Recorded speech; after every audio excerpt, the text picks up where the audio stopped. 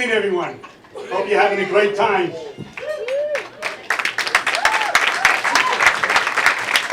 Good to see you all.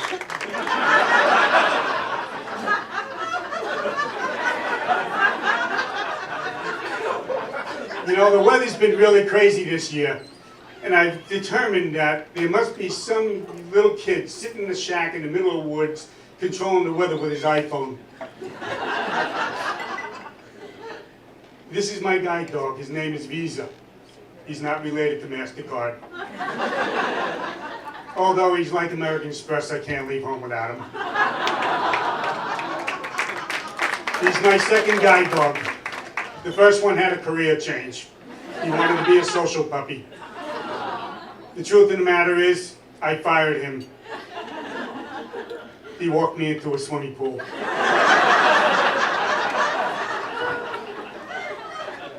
The only reason I wanted a guide dog was it was the only way I can attract women. One of the great things about being able to take him everywhere I go, and I mean everywhere, is that if I fought, I blame it on him.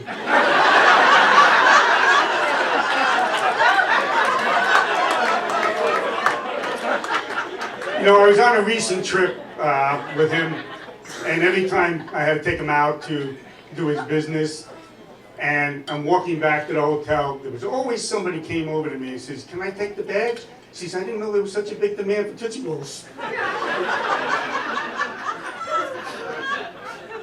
The first trip I ever took with him to Chicago, I was at the hotel, and at night I had to put him on what they call a bed tie so that he wouldn't wander around the room and pick up stuff and destroy things. So I took the second bed and I pushed all the covers and mattress pads and everything else off to the other side. It turns out that the last night I'm in the hotel, I woke up in the morning and somehow he managed to get the mattress pad cover and ripped and chewed it to pieces. So I go downstairs to the desk and I says, "What do I owe you for it?" I said, $25. I walked away kind of disgusted because, hey, you know, I could have been one of those kind of customers who just covered up the bed, walked away from it, and you know, they never would have known it was my dog. So I wrote a letter to the manager complaining about the $25 fee. And I said, and 3 weeks later, I got a letter back from him saying that they were going to refund my $25. I'm so glad I didn't put that PS in the letter that basically said, if you give me my $25 back, I'll return the 2 glasses and the towel I took.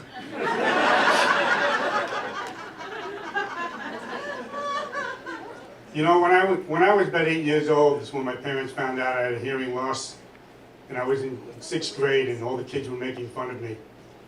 So I got mad and I got frustrated, so I grabbed my hearing aid, took it, threw it against the wall, and it broke into a million little pieces. When I got home, I never heard the end of it. And it wasn't until I was about 24 years old. I was living in Atlanta, Georgia. I was working at the Playboy Club. Now you know why I'm going blind.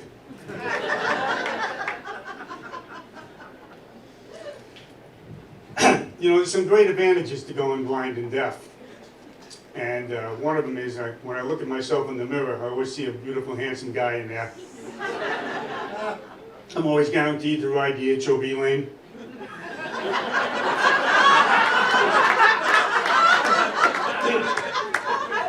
I can drink and drive.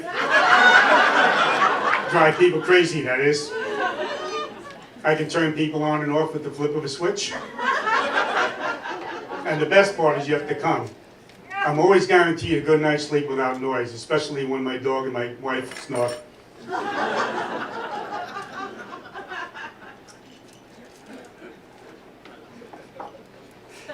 You know, we all have stories about our kids. One of my favorite ones is when I was going through my divorce. I took my 9-year-old son at the time.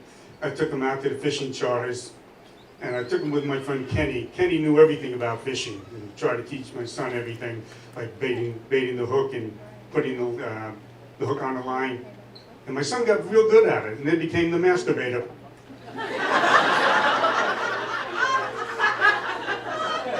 He was proud of it until he knew what it meant.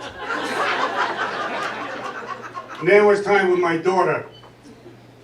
She was visiting me for the weekend, and she wasn't very nice to me, so I sent her home to Mom, found a note in her room that said, "Dad is a asshole."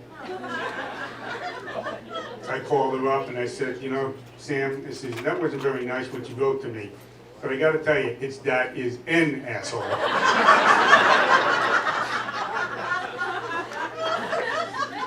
So I've been divorced for about 20 years, and I've gone out with over 200 women. My friend said I got more ass than a bar stool.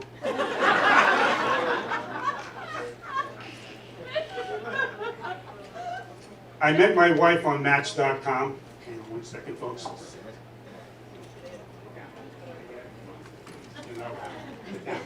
Down. He sees my family here. Okay, sorry. I met my wife on Match.com, and I think what really attracted her was my profile. Now, all the years that I did this, I wasn't that brave, so this time I got brave and I wrote, "I'm visually challenged, I don't drive, I'll make it up to you in other ways. But I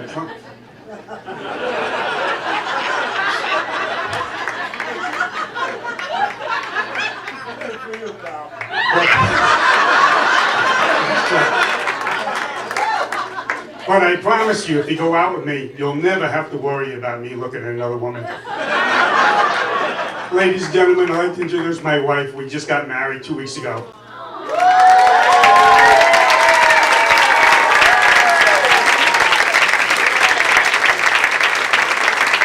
Thank you. I did a lot of business networking, and one of the times I went, it was a couple hundred people. It was a dimly lit room. And I'm standing there talking to someone. A few minutes later, my friends come up to me and says, "Who are you talking to?" I said, "I don't know, this guy over here."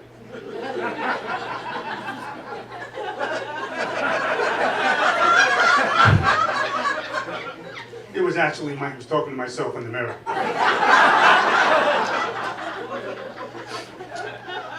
You know, I was never one into sports, and I was trying this game called beat ball.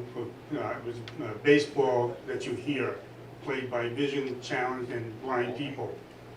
And I'm out in the outfield with my buddy Chuck, and I'm wearing blindfolds because they have to make sure everybody isn't really blind.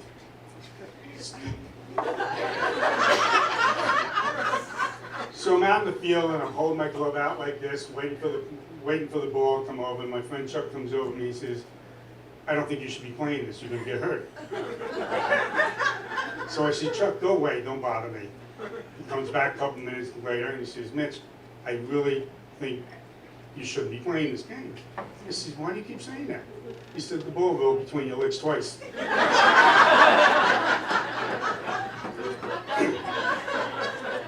When I was in the restaurant business, we used to service the senior citizens at parties. And, you know, we always had to make sure we took everything off the tables in time because the senior citizens would take everything. Now I'm going to be 62 years old this year, and I'm doing the same thing they did. You know, there was a time I was at my post office. My friend drove me there. We parked right in front of the door.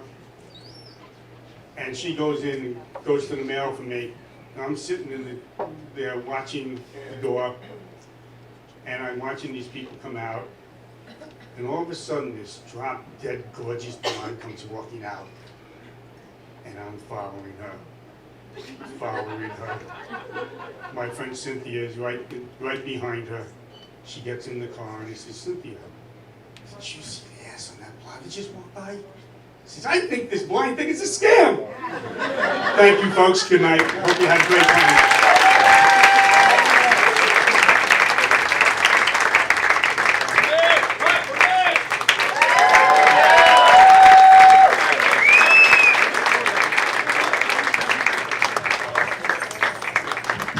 Mitch, give Mitch some love.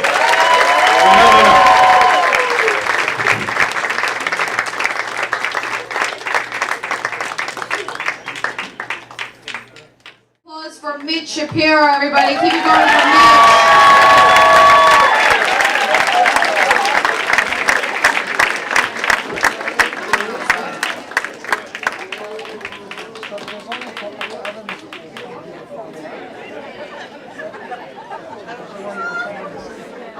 Sit. Down. Talking to the dog, not you. You're already sitting.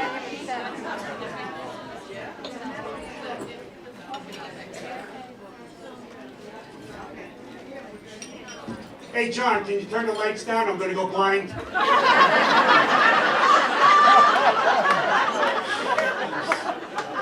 Good evening, everyone. Good to see you all. You know, the weather's been really crazy lately. I'm really beginning to think that there's a young kid sitting in a shack in the middle of the woods controlling the weather with his iPhone.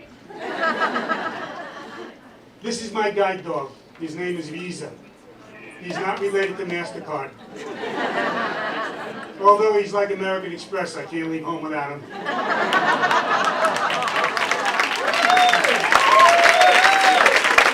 He's my second guide dog. The first one had a career change. He became a social puppy. Truthfully, I fired him. He walked me into a swimming pool. The only reason I wanted a guide dog was the only way I could attract women. One great reason to have him around all the time is when I fought, I blame it on him.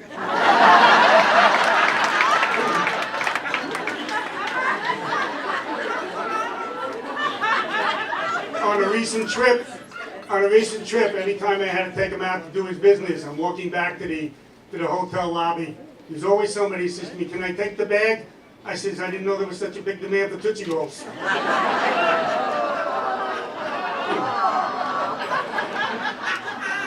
Another trip I took, I had just gotten him, and there was double beds there, and I had to take all the sheets and blankets and push him off to the side so he wouldn't take them and chew them up. So what do you know? The last night I'm there, I wake up in the morning, found the bed mattress was chewed up. So I went down to the desk clerk.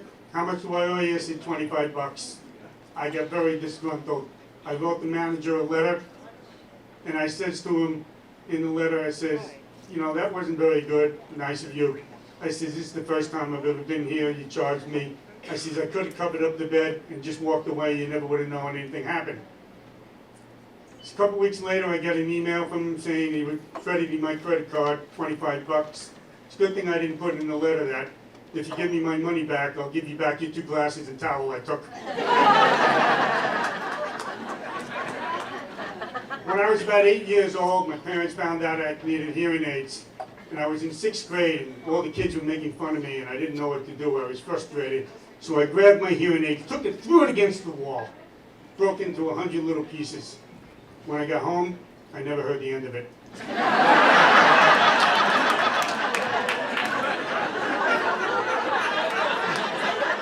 It wasn't until I was about 24 years old. I was living in Atlanta, Georgia, working at the Playboy Club. Now you know why I'm going blind.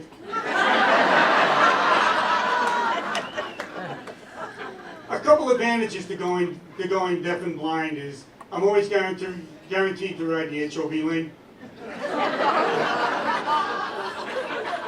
I can drink and drive. Maybe not the car, but I drive the person crazy. Every time I look in the mirror, I still see a great-looking guy. I can turn people on and off with the flip of a switch. And I'm always guaranteed a good night's sleep without noise, especially when the dog and my wife snore. You know, I used to do some business networking events, and it was dim and dark, and there were a couple hundred people. And I'm talking to this guy, and all of a sudden my friends come up and says, "Who are you talking to?" I says, "Huh?" I was talking to myself in the mirror. You know, we all have great stories about our kids. When I was going through my divorce, I was taking my 9-year-old at that time. I was taking him on fishing trips with my friend Kenny. Kenny knew everything about fishing. He was teaching my son all the little tricks. And then all of a sudden, my son became the masturbator. He was proud of it until he learned what it was all about. You're not part of the show anymore. Just sit there. Down. Good boy. Sorry, folks. Then there was the story about my daughter. she came over for a weekend stay, and she was acting up, so I told her mom to take her home. And I see a note in the room that says, "Dad is a asshole." I called her up and said, "That wasn't very nice of you." I said, I think that next time you write something, either keep it in your head or rip it up so I don't see it. But remember, its dad is an asshole." You know, when I've been divorced for over 20 years now. I dated over 200 women. My friends say I got more ass than a bar stool.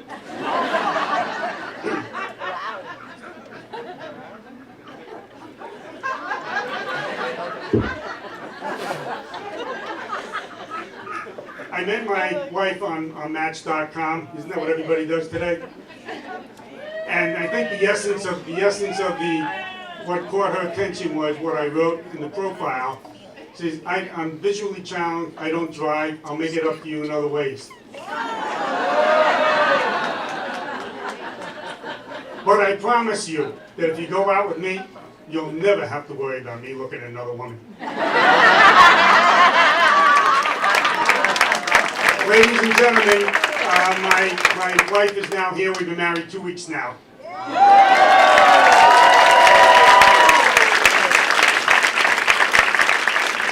Now, I try to get into sports. Never been my thing. And I tried this game called beat ball. There it is. Somebody help me here. To my left.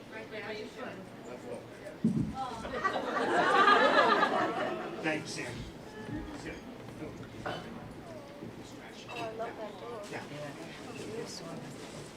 I figured this time I was going to bring this ball here so everybody can understand it. Okay. This is a beat ball. Now, I'm in the outfield for the first time wearing blindfolds. I wanted to make sure everybody was blindfolded. And I'm out in the field, my buddy Chuck comes up to me. And says, "Mitch, I don't think you should be playing this game. You're going to get hurt." I said, "Chuck, go away." He comes back a couple minutes later and says to me, "Mitch, I really think you're going to get hurt. You shouldn't be playing this game." I says, "Chuck, why not?" He says, "The ball rolled between your legs twice." I used to be in the restaurant business. And every time we had a party with senior citizens, we would have to take all the silverware, the salt, pepper shakers, and all that off the table because they would take it all. Well, now that I'm getting older, I'm doing the same thing.